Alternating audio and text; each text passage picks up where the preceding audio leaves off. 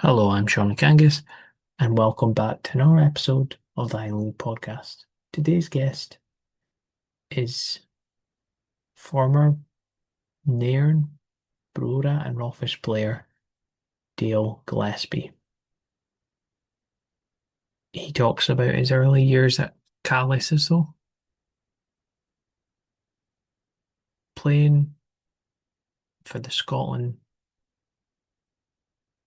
national team at a younger age, shining at Nairn, where he won the Highland League Cup. His two spells at Brora, which included title success, playing in the SPFL playoffs, and much more. It was a really in-depth and interesting interview. Hope you enjoy the interview. Dale, what's your kind of like earliest memories of playing football? It would be at Drakey's, no, Cradle Hall Primary School, sorry, in Inverness. Used to play on a Saturday morning when I was probably P1, P2. And we had a coach, Jim Jarvie, there, who was actually a director at Caley Thistle at the time. He used to coach us, so that was my first memory, as I say, probably P1, P2 sort of age. So I used to love that every Saturday morning, highlight of the week. Get the shinnies on, go down to Mhm. training, no matter the weather. So yeah, that was definitely good times. Yeah, so in terms of the getting into the Cali youth ranks, how did that come about? Well, obviously, I was born in 1989, so by the time Caley Thistle was actually formed, I was probably about four or five I would have been. So they didn't really have like a youth development.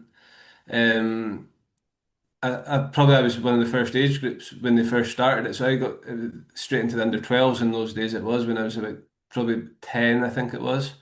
And that was very, very enjoyable. The ex-players now, obviously, but like Sir Paul Sheehan, Mike Teasdale, they used to coach us Charlie Christie. So when you're that age getting coached by people you're watching on the Saturdays, Mm. you can't ask for anything more. And it was obviously better than school football because you're playing with the best players in Inverness as well. So it was really, really enjoyable. Yeah, so how did you find the competitive side, being in a youth ranks at such a young age? How did you? Well, obviously, I was playing with boys a year or two older than me, so that was a good development for me.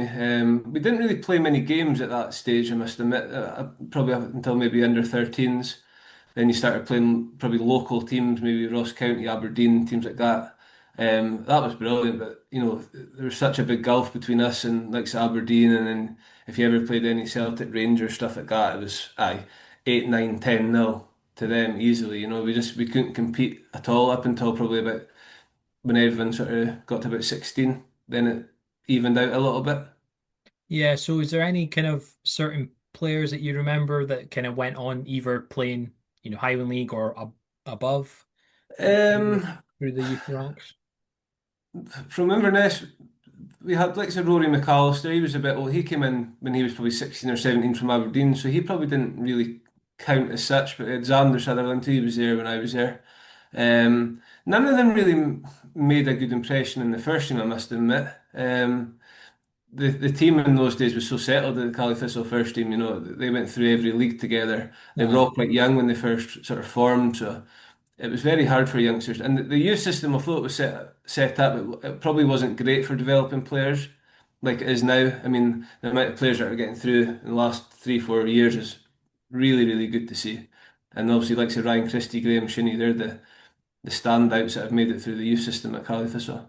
Yeah, so any kind of memorable games in terms of the youth teams that you've played in? Um, Apart from the games we got beat about 10-0, I actually remember one time we were away to Celtic, and we must have been under 14, under 15, and I can't remember the score, but it could have been over 10-0.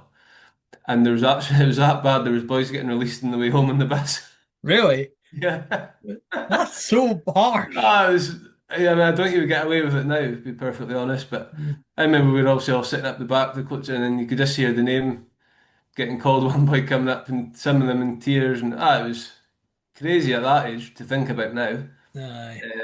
But Yeah, I suppose you were just in one of those ones you were hiding behind the seat. You didn't want to hear your name getting called. Yeah. So you survived that I call. survived that one, thankfully. Yeah, and Yeah. then obviously went to left school and then went full time in with under 19. So that was really good with guy Stevie Campbell, who was at Dundee before that. Um, Probably the only negative I'd say about him, he brought in a lot of players from sort of the Sentinel Belt. Yeah. Um, he was at Dundee, so there's a few boys from Dundee, all very good players, but there wasn't really a focus on Inverness or Highland players, which was probably not a good thing to be honest. But Yeah. it was very enjoyable. I did all right. I got into the first team squad after that, so I did my bit. But then obviously it's very hard from that stage to then break in and be a regular in the first team. Yeah. Was there any kind of any moments that you thought you were gonna break through or Well, when I was 17, 18, I got called up to the Scotland under 19s, and I played 4 or 5 games for them. And at that time, I was playing really, really well. And unfortunately for me, the first team weren't actually playing well. It was the season they got relegated. yeah. Um, so I think the way I was playing, I probably should have got an opportunity, but I think the way it was going, it was very hard for them it was Craig Bruce at the time to put a younger player in. Yeah. Um, and then obviously Terry Butcher came in that summer, and I still had a year in my contract, but face didn't fit probably to be honest. And my attitude in those probably that's 3 or 4 months when he was there was pretty poor as well. So I didn't help myself looking back at that. Um, so yeah, I had a great time, learnt a lot, but probably a lot more regrets and positives to be honest. Apart from obviously playing for Scotland because I was the first player from Inverness to go through through the whole youth system to actually get a call up. So that's something I'm very proud of now. Anyway, being older. Yeah. So what do you remember about those games that you played in? Well, it was a bit of a surprise to get called up. Actually, I remember I played really well against Celtic down there. We got beat 3-2, but I scored 2 goals. And the week after the Scotland sort of training, so I got called up for that. I'm assuming they must have had someone there watching. Probably the Celtic players, not me. um, and then I just did well in the training camp, and then got called up to go to a friendly in Iceland. So I played a couple of games over there, did really well. And then that was me sort of for the season. I was in the squad, so played all the games that season. So that was definitely the highlight, probably still the highlight of my career, to be honest. Yeah. So was there any kind of well-known names that you played? We played against Denmark, and they had the Laudrup son, Michael Laudrup son. He was playing. He was a good player. Yeah.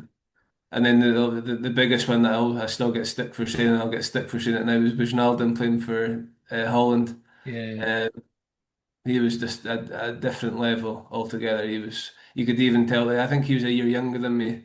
So he'd maybe been 16, 17, and he was just he had big long dreadlocks, tiny little guy he was. Yeah. But best player I've seen live. And then I got on the pitch. I know I think I was a sub for that game, but I came on maybe the last half hour and he was playing in centre midfield. Couldn't get near him. I was about half. He's about half my height, but just phenomenal to be honest with Yeah. So in terms of that Scotland team that you were in, was there any kind of names that people would be familiar with that you. kind Yeah. So at the time, Chris Maguire was in the Aberdeen first team, Oh and yeah. he was like starting in the Aberdeen first team at the time. He was at that age. He was a great player. To be fair, Andrew Shinney was in and about the Rangers team. Very good player. David Dwilly, he was the best player. To be fair to him, unbelievable player at that age. So strong, scored a lot of goals. He was in the Dundee United first team, and then got his big move to Blackburn. He was the best player for me.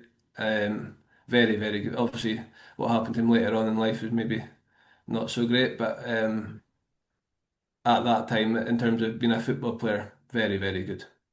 Yeah, so in terms of the whole kind of Scotland experience, did it give you potentially our opportunities or not really? Obviously Um, you had the loan spell at Elgin. Yeah, so that was the season before I went to Elgin. That's to say, Terry Butcher came, so I signed a 2 year contract just before Terry Butcher came in, um, or the summer of that. Sorry, then Craig Brewster got sacked around Christmas time, and Terry Butcher came in, and as I say, my attitude sort of changed after that because he came in the end of January, had never seen me play football, and put me straight on loan to Elgin, which I was a bit disappointed at. I shouldn't have been. I should have seen it as a good opportunity, but then I went to Elgin and it was a complete disaster, to be perfectly honest with you. Obviously, Elgin were having their struggles at the time. It was a very good club. The people that were at the club, brilliant. All the players were brilliant. It's just they'd obviously finished bottom of the league for 4 or 5 years in a row. Mm. And then it was just, you were going into the change room and you were expecting to get beat every week. The players were expecting to get beat.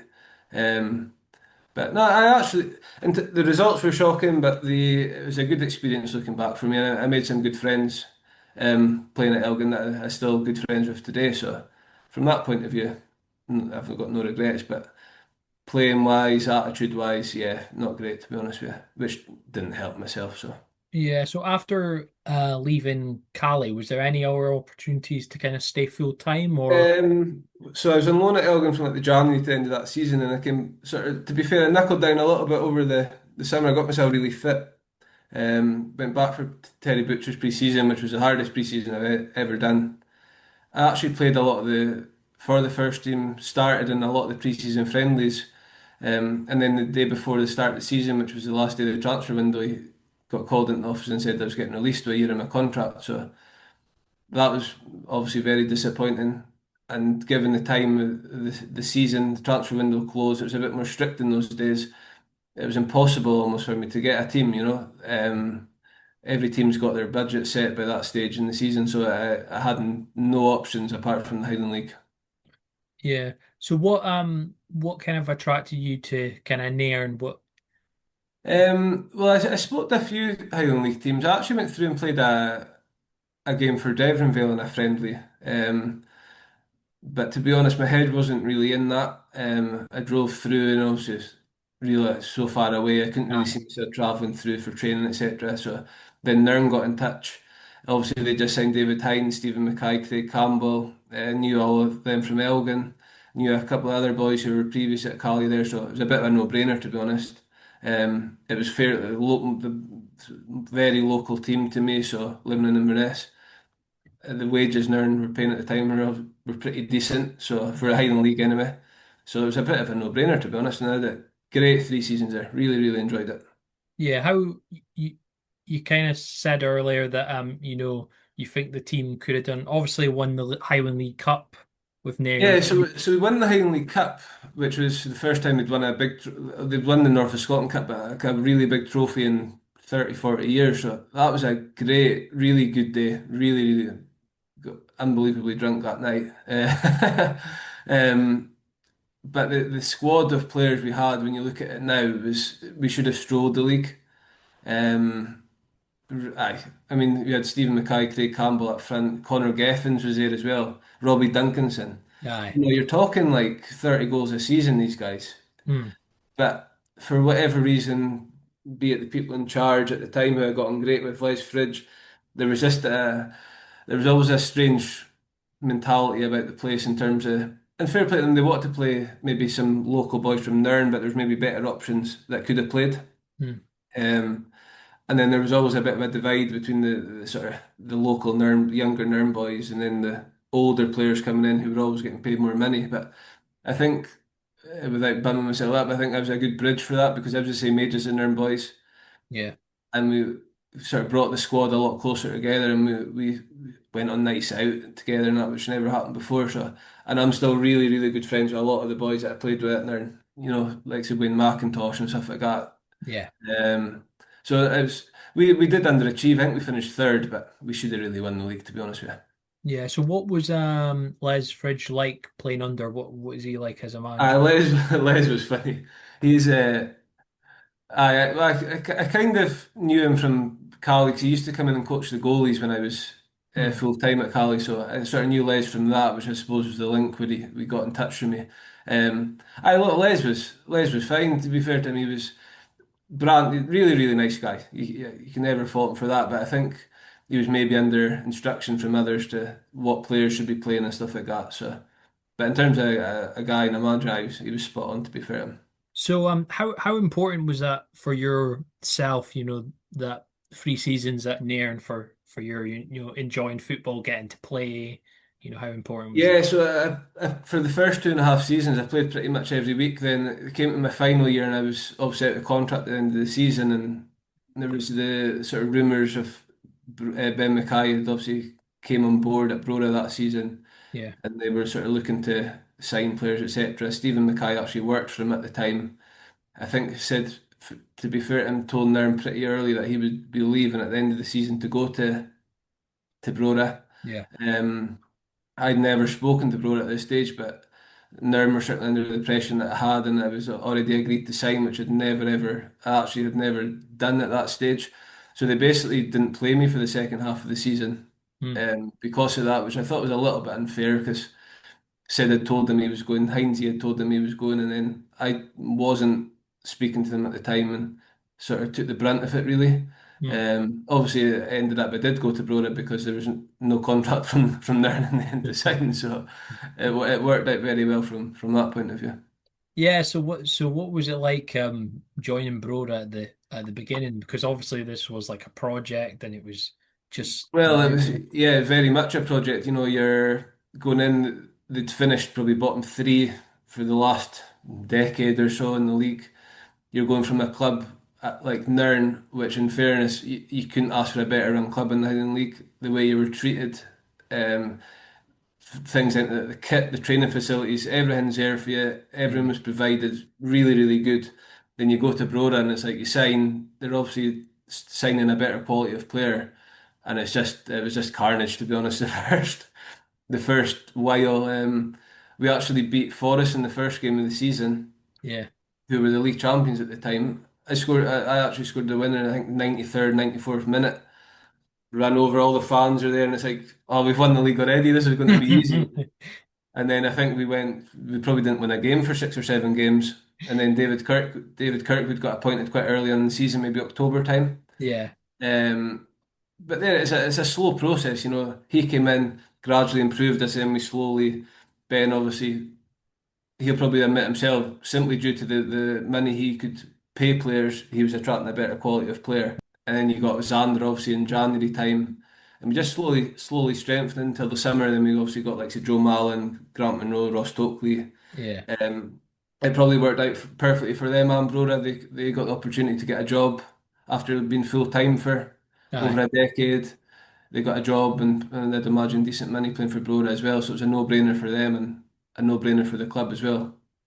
Yeah, what was it like, looking around the dressing room, seeing all the quality that was like Yeah, well, emerging, obviously it was a massive difference from the season before. Like the players they had signed was a massive upgrade from previous seasons, but it was still I think we finished mid-table, which was huge for Brora, huge improvement. But as I say, from January onwards, I think we only maybe lost 1 or 2 games in the first season. So you could see there was a sense that it was getting better. Then the experienced boys like Tokes and that came in. I knew them all very well, Hmm. from being at Inverness. So for me, like Richie Hart, obviously I forgot to mention him. I knew these guys very, very well. Yeah. I knew Tokes, and Tokes used to coach my street league team at like 13, so I knew Tokes well. Loved annoying Tokes. It was always a one of my favourite pastimes was annoying big Tokes. Yeah, yeah. It'd be quite easy to wind up then. Oh, I can't even describe how easy. Yeah, yeah, just how He's easy. but in terms of footballers, I mean, having them in the Highland League team, it was almost a bit like cheating, to be honest. And we strolled the league that year. Absolutely strolled the league. We won the North of Scotland Cup against Nairn. I had a broken foot, so I didn't play in the final, but there was about 1,800 at Grant Street. Brilliant game. 3-0 it was. Uh, Aye, just really good times. And there was such a good buzz about the place. We were getting maybe 300-400 at games, which was unheard of. Um, so really, that first year when we won the league, we should have won the Highland League Cup. But I think we beat Clach, but we put a young boy on for maybe the last 5 minutes of the game, and it turned out that he wasn't registered, so we got chucked out of the Highland League Cup. I'm quite confident we would have won that as well. So that'd have been the treble. But no, I mean to win the league was brilliant, really, really good. Yeah, so how great was like every time I watched that team that season, it's like every time you went forward, it just looked like scoring, and it was like everyone could score. I think most people probably. Yeah, I think I'm pretty sure we broke the record for most, for the best goal difference and most points tally. I don't got, I think it's still it was a decade ago, but I don't think that'll ever be beaten, to be perfectly honest with Yeah, you. I think we probably would go down as one of the greatest ever Highland League teams. I know the league was stronger in decades past. But I think if we went out and played any of the other top teams of the past, we would have given them a serious game. Like we just, we went out for games knowing we were going to win, which sounds quite arrogant, but we did, and Mm. you could tell the other teams knew they were going to get beat just by the body language. And we used to score a lot of early goals, so if teams are almost scared to play and you're 2-0 up after 10, 15 minutes, and it's a lot of the games were done by half time, which was a nice feeling for us, but it was we didn't concede goals. You had a back four the first season who was, Ross Tokely, Scott Houston, Grant Monroe. Mm. With a few different left backs floating in and out the first season until Colin Williamson signed. Aye. But we just didn't concede goals. And Joe and goals, obviously. Yeah. Um, it's pretty formidable backline at any sort Yeah. of lower Not level of bad. Scottish football. Not bad. Scotty Houston as well. He Aye. was a good player. Yeah. Technically, Scotty would probably say he wasn't actually a great footballer, but in terms of defending, Granty and Tokes were obviously a bit slower. So anytime they made a mistake, which was rare, Scotty's pace was there to cover. So it was a great backline that we had. Yeah. Gavin said that he reckoned he was probably in terms of underrated players in that team. A That 100% he was because everyone, I'm not saying everyone had a name, but we'd all either, like say, Tokes had done stuff in the Scottish leagues with Inverness, and then a few of us had done well at previous teams in the Highland League. So, we had good experience. Scotty came in from sort of amateur league football in Inverness. Um, so he was probably the least known name at that time, but then he obviously established himself and played every game for 2 or 3 seasons. Yeah. So what was it like watching, like, I remember especially the Keith game when you wrapped up watching, which I didn't think I would ever see Ross Tokely running down the wing to whip in a cross. And And the last game of the season. yeah, I wouldn't. To be fair to him, that's just what he's like. I think he would treat every game like a cup final if you were final up, final down. And as you say, the league's done, the game's done, and he's still charging about. And I suppose that's where mine and his attitudes differed a bit. Because I remember it got to about 60 minutes, and I was saying to Kirky, take me off so I could go and get a shower so I could get straight in the beers. That was my priority that day. Yeah, and everyone else is charging forward trying to Yeah, no, smother I it was just away. interested in the night out, to be honest with you. Yeah, I think if it wasn't for Daniel Bell, I think it would have been even. Yeah, he played well that game, yeah. So how, I mean, in terms of the celebrations, how great was that, after clinching the first league title? Yeah, it was massive. We won it down in Keith, and then so that night itself, we used to stop at Fochabers every away game on the way home, and that usually was carnage. We stopped at the shop, going to the pub. I used to like getting a box of red wine. That was my a wee plastic glass. I'd just sit up the back and just chill out. Red teeth by the time I got back to Inverness. So that was pretty carnage that night, and then the week after we were last game of the season was in Brora when we actually got the trophy. And the club, because we obviously they knew we'd won, we went back to one of the hotels in Brora and they put on a meal and there was about 40 bottles of red wine just sitting and going to help yourself, which was a big, big mistake on their part. So that was very, very messy. Yeah. Yeah, very blurry in the morning then. Yeah, I think we probably at Monday or Tuesday morning, probably that weekend. I can't remember. Yeah, it was very good. I just remember I had a microphone and I was on the bus because we got a bus to the hotel, Yeah. and it was just I think I took just carnage really, but very good times to look back on. What was Davy Kirkwood like as a manager?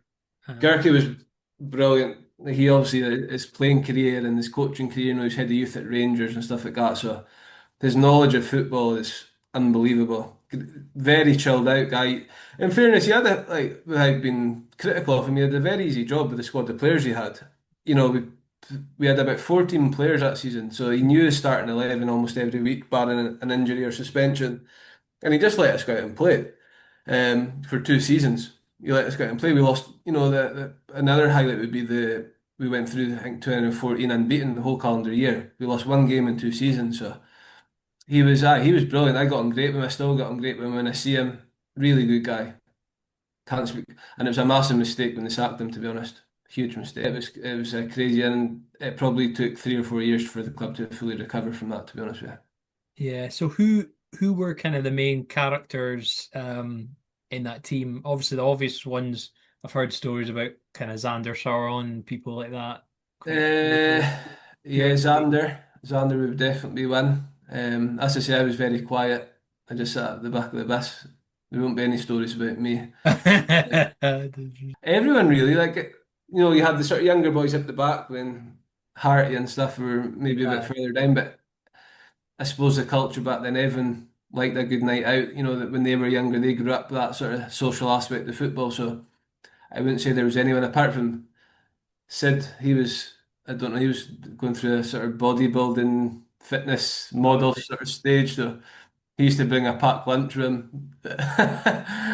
Oh, with all these different, I remember it was like, a mountaineering rucksack. It was so big. It had all these different compartments in it with different protein powders and all that in it. So he was maybe the only one who didn't get steaming in the bus, but I think maybe he probably did that night.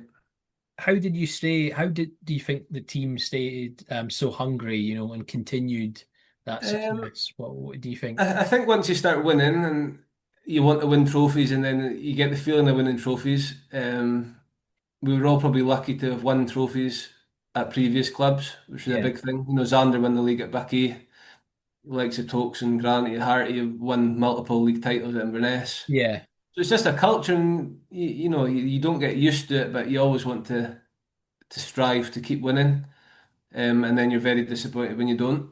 So I think there's that mentality throughout the whole squad. Everyone wanted to win games, and if you didn't play well or put your 100% effort in, you soon got told.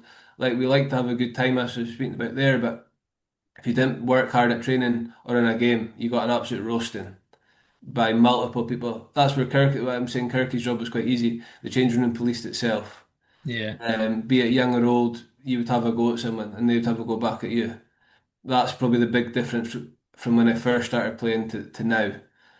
Younger players, you can't say anything to them. Yeah, it's a different culture, but it's nothing. I wouldn't say there's anything wrong with what it's like now, but it's nothing wrong with getting a roasting once in a while either. So in terms of obviously you also had the SPFL playoffs. How did you find that Um, experience? I probably personally look back on it with a lot of regret. We're speaking about how strong our squad was. We'd lost one game in 2 seasons. Then you go into the playoffs. The club, again, I'll quite happily say it. The club didn't help us in terms of players by coming out before us and they didn't want to go up. The travelling was too much, etc., etc. So automatically people are thinking, Brora, I don't want to go up. Then we got through the Edinburgh City game, but then you're turning up to play the game and looking about the dressing room and there's 4 or 5 boys who play every week not there, which doesn't help the stories that were in the press about not wanting to go up. Hmm. We beat Edinburgh City, scraped by them in penalties, played Montrose at home, beat them 1-0. We actually to be fair, we actually had quite a strong team out that day. Should have been more than 1-0. Then you get down to Montrose and it's like a patched together team. And Aye. it's embarrassing when you actually look at our starting lineup. And I'm not being disrespectful to people who were playing that day who didn't normally play, but for us to put the squad we did out that day is quite embarrassing, to be honest with you. Yeah. People might be disappointed I'm saying that, but that's my view on it. Yeah. Do you reckon if it was a full strength team, you would have got past Montrose? Yeah. Yeah, 100, without being arrogant, yeah, we would have quite, the back four that day. Stuart Kettlewell, great guy. He obviously was at Brora because of his hip injury that he had latterly at Ross County. Aye. Well, Ket's hardly played a game for us all season, and to be fair to him, because of his attitude, he wanted to help out because we were so short. He played right back. Myself and Big Grant, he played. I was playing centre half. Obviously, played midfield every game of the season. Yeah. Yeah. Left back, I can't even remember who played, and then we had like two 16, 17-year-olds that played about 20 minutes between them. Aye. Which is Starting against Montrose, we were 1-0 up. Sid got sent off in the second half. He'd already been booked in the first half, and it was a bit of a stupid tackle to get sent off, to be perfectly honest. Um, and then we concede 3 goals in the last 15 minutes to get it 3-2 in aggregate. And it doesn't help, with the club, the way they were in the press before it, that you're getting conceding 3 goals in the last 10 minutes. yeah.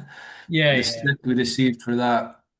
And as I say, obviously Kirky left, got sacked, whatever happened quite shortly after that. And the club took 3 or 4 years to recover. Again, that's my opinion of it. Everyone like. even I remember hearing, oh, Brora players have down tools or some shit. Yeah, in fair, that's why I say I don't want to be critical because every player that played on that pitch wanted to win, but it just obviously pre the games in the media and stuff like that, it certainly didn't help us. Not so much during, but certainly after the way it ended, uh, to get beat like that with 15 minutes to go Yeah. certainly didn't help things. So how did you find like the seasons afterwards, recovering from that? Because obviously it's So obviously, yeah. yeah, Kirky left. We still had a very strong squad, but there was always one critical thing. There was maybe a bit of a power struggle behind the scenes at Brora. There was maybe people involved in the squad and coaching staff who maybe thought they should have been the manager, which I don't know if it's one of the reasons why Kirky left. So then there's a bit of a merry-go-round of managers for 2 or 3 seasons. Richie Britton came in actually from Ross County, originally as a player, but then he took over as manager pretty quickly. And that was probably my most enjoyable year in terms of my own career at Brora. Just because of the style of football he liked playing, very much possession based passing, and that suited me perfectly. I think it was my best season in terms of I think I scored 21 league goals that season. So that was, and then we as I say with the strong squad, I think we finished third, but I think we drew the last 3 or 4 games in the season to lose by a handful of points. So we were still there or thereabouts. We won the Highland League Cup. Yeah, So yeah. we're still very, very good team. But there was just not for that. And then he left at that summer. And as I say, there was just a bit of a merry-go-round of managers at that stage. And probably the one negative at Brora, there's always sort of some form of drama going on off the pitch at any given time. But, Yeah. you get 12 to 18 months of good times and then there'll be a wee lull for a while. But I suppose every football club has that. In terms of what was kind of the reasoning behind leaving Brora to kind of join Rothes? There was a few issues, probably self-inflicted, off the pitch from myself. As you probably realised by now, I liked the night out in those days. Yeah, yeah. So there was a few issues that I had. Grant Monroe left, Ross Tokely took over as manager, and as I say, my years of torturing talks probably caught up with me when he took over as manager. So I went from playing every week to hardly playing at all. They tried to sell me to Fort Martin before the end of the season, which I wasn't happy about the way they went about it, to be honest with you. And then at the end of that season, I actually got put on the transfer list. I still had 2 or 3 years left in my contract, so I was getting married that summer. So there was a bit of a fallout there, to be perfectly honest. So I was told not to go to like pre-season training and stuff like that. So that dragged on for a while until sort of start after the start of the season. And then ended up going, or maybe the week before, sorry, I went to Rothes. And to be fair, that was absolutely, I loved my year at Rothes. Great club. The people who ran the club, Richard Forsyth, obviously was putting in a lot of money. Ian Paul, the chairman, still get the odd text off Ian. Really nice, brilliant guys. Biscuits was the manager there. And it was a bit like, I think they had an envision it was a bit like Brora, they were going from maybe bottom two, bottom three for the last decade to actually doing something. We did all right. We finished mid-table. We had a good few results and stuff like that. Again, attitude-wise, not great for myself. I think I played every game in the league, but I didn't really want to be there if I've been perfectly honest with you. Yeah. Um, and then obviously, so I was just there for a season. I was only like maybe 27, 28, but I was really considering chucking it at the end of that season. Turned out Brora had a horrendous season, despite the Scottish Cup run they had against Cooley.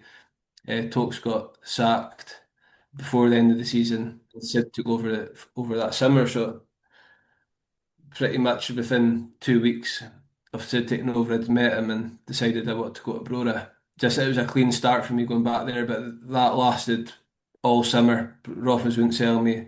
They obviously got me in a free transfer. Then they wanted money for me to go back, etc., etc. So that Yeah, yeah. dragged on up until I, well, maybe 2, 3 weeks into the start of the next season. So delighted to go back to Brora, but by the time I went back, I hadn't kicked a ball for 3 months, hadn't done any training. So and try to catch up with Sid's team after a pre-season that he does with him, it was impossible for me to be honest. Was there a moment you caught up, in that once you I got did, but going? it probably took me up until probably the second half of the season, to be perfectly honest, when I actually felt physically good, and we actually did all right.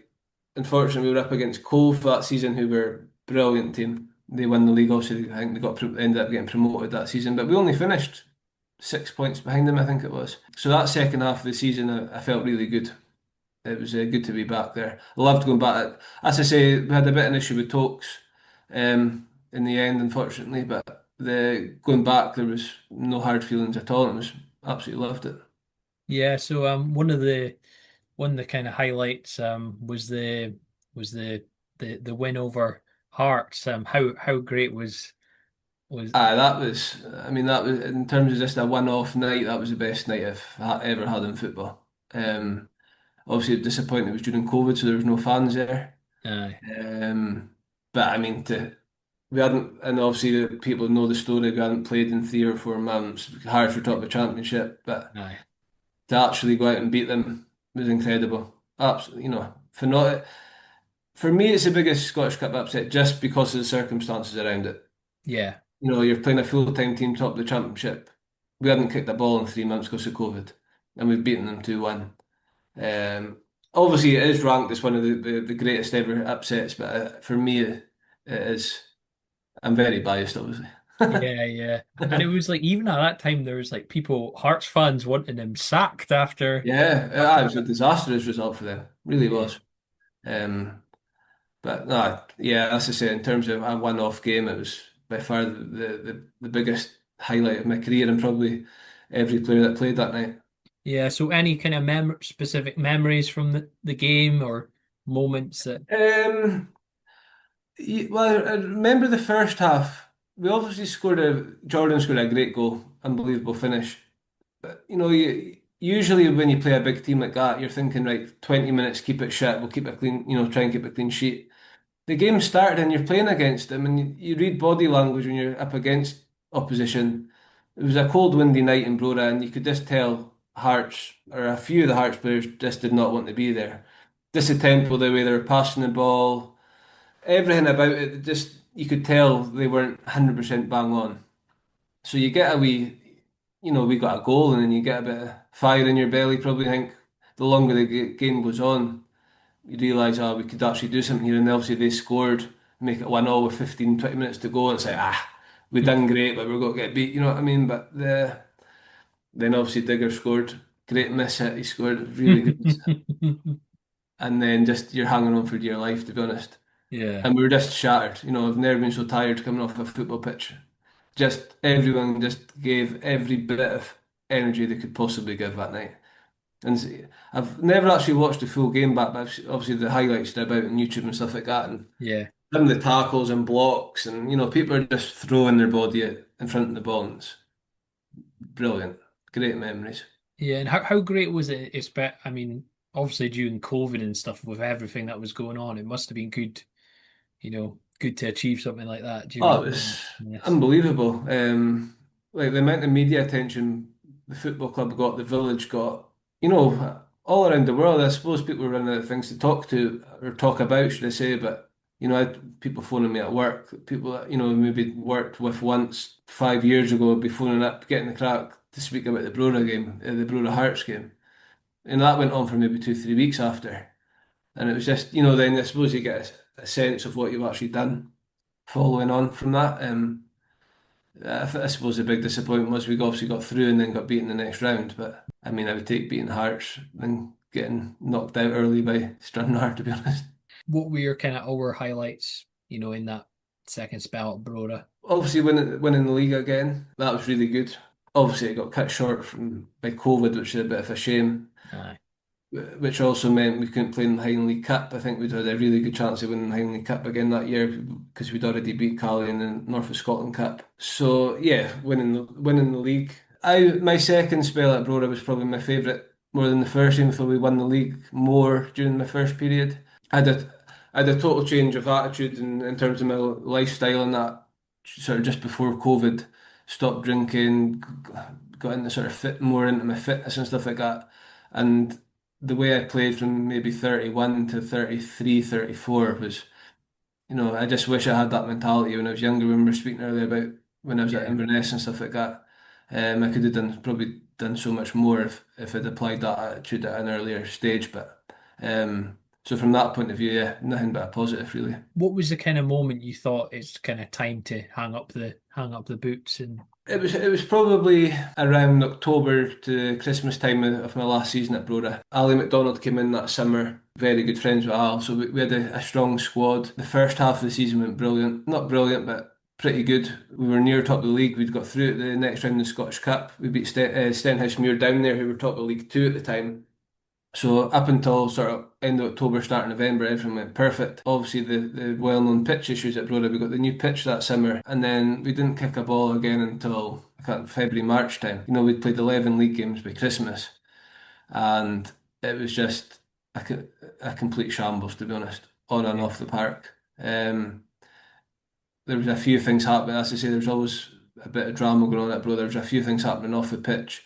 Being an older player, I probably wasn't too happy about. And just what happened with the pitch, then, it was just I hurt my knee in training in December, so I wasn't fit for the second half of the season either. I played pretty much every game, but I didn't feel good in my own body. My performances, I was pretty disappointed in the way I was playing, to be perfectly honest with you, which was the main reason I stopped. But we didn't play a home game for months, but we thankfully won the Highland League Cup that season, so that was a great way to finish. But that was probably the one, maybe the Stenhousemuir game. In that game was probably the only times we actually played our strongest 11 that season, in my opinion, our strongest 11 that season. And I found it quite difficult, probably being a bit older, not 100% fit myself, wanting to play every week, and there's other people probably happy not to play. That sort of spread through the dressing room, to be honest with you. My first 10.5 years at Brora were brilliant. My last half a year was probably the most unenjoyable I had in my career. Overall, it was a brilliant time. Still speak to people at the club now, so there's no issues there whatsoever. After you retired, was there any kind of other clubs in the Highland League like looking at you Well, potentially well, or signing you? I could have stayed at Brora for the longer if I'd wanted to. I was speaking to Ben a lot about staying, but obviously before Ali announced, or I knew, sorry, before it officially got announced that Ali was going to be leaving in the summer, then Stephen Mackay obviously was coming back and knew that. So as much as I got on with said at the time, I must admit, because of the second half of the season and the way my body was feeling, I thought I can't do another or think of another pre-season under Sid because Yeah. it's full on. So my decision was made in my head by that stage. But yeah, a few Highland League teams got in touch, but as I say, I decided I didn't want to play for another Highland League team. I enjoyed my time at Brora so much that didn't really ever consider playing for anyone else in the Highland League, to be honest. How have you found watching how much the Highland League has changed since, you first were at Nairn to, now? It's night and day, really. When I first joined Nairn, the top teams, he likes of Keith, Devonvale, Bucky are still good to be fair, but they were the teams with the money. That probably the biggest difference I've noticed when I stopped playing was the ages or the average age of teams. When I first joined, most of the big teams they had like a majority of players over 30. Good experienced players. Hmm. Now a lot of the teams in the Highland League are like under 21 teams. And I think that's probably partly due to budget. People maybe get a bit older like myself and think, I don't want to do it for a lot less money than I was maybe getting a few years ago. I think there's an element that obviously families and married and all that comes into it. So that's probably got a, and I think there's just a less of a desire for older people to, not older, but experienced players to keep playing till their late 30s nowadays. In terms of physicality, night and day. Some of the tackles when I first started, Bucky, they were a great team. They had like say Rab Brown, Spider, Gary Clark. That was the centre midfielders I was coming up against, and it was just like an absolute war zone. Hmm. These guys were crazy. When I was only early 20s and you're playing, what is going on? Some of the tackles.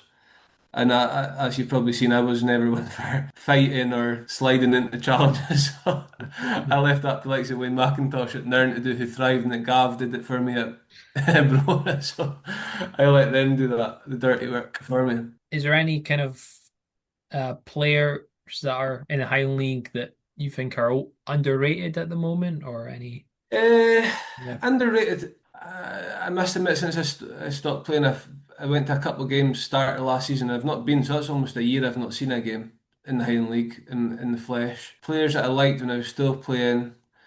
Um, not underrated, but the boy McGrath at Brecon, he was a Oh yeah. great player. He's not in, I'm not classing him as underrated. He was a very good player. Who else would there be? Some of the young boys at like say Tariff and Tariff. I played against them one of my last games. They were a great team. The way they passed the ball. Warren Cummins, he was a great guy. I don't know him, but I spoke to him quite at length after that game. Style of football that they played was quite enjoyable to watch. Wasn't enjoyable for me to get close to them, but the teams play a better style of football now. Before it was you had a big 6'3", 35-year-old centre half with no teeth. You'd kick it up to, you know what I mean? And now it's like passing, possession, 100% better style of football teams are playing nowadays, and it's probably better to watch, to be honest, as well. And you can't get away with some of the stupid tackles that used to happen when I was playing when I was younger either, which is the biggest positive. Yeah. So how do you think how untapped do you think the Highland League is in terms of players that could play at a higher level? Do you Uh, still think there's a opportunity for teams from higher division to look at the league for? Yeah, I think obviously recently since Alan Hale's gone into Elgin, there's been a bit more of a pathway for players from the Highland League to go into. Yeah. Um, as I said previously, I think the Elgin's probably should have been like almost like Highland League Select, given the location, but it's never going to happen. Like it'll never ever happen. But in the dream world, that would be like your Highland League Select playing in the Scottish League.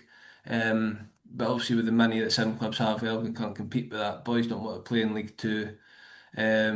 There's probably boys in league teams that don't want to play in League Two that are challenging for the title. I know that firsthand from being in dressing rooms.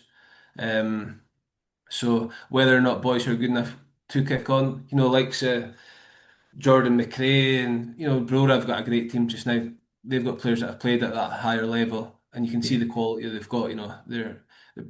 For me, they are probably the best team in the Highland League. And that last season showed it. But individually, I couldn't pinpoint anyone at the moment just because through lack of watching games, to be honest with you. Is coaching or getting back involved in the game something you're keen at or not? Or I always said no, I would never coach. There was actually an opportunity in the summer came up there. I was going to go in as an assistant manager at a Highland League team. To be honest, it was more through loyalty and friendship of the person who was going to be the manager. I'll not say the name or the club. So would have done it. I would have done it 100% the best that I could off. But I was actually glad it didn't happen. To be perfectly honest with you, I've never I had yeah I've had a couple of phone calls here or there, but it's not something I'm interested in. To be perfectly honest, um, I think I enjoyed my time as a player, but even sometimes as a player, you're turning up for training twice a week, not going through the motions, but it's a struggle in the winter. It really is at times, and I just couldn't picture myself standing watching training. That's it. Games on a Saturday, loved it, but training is not for me. hmm, And that was partly one of the reasons I stopped. I couldn't give 100% in training anymore, and you have to as you get older. how great is it to be able to kind of relax and not all the traveling and you Yeah, that's know, something I don't miss because I live in Inverness and I work up at Nig, so I'm traveling Nig Energy Park, so I'm traveling like 45 minutes to an hour each way every day, yeah, which is north of Inverness.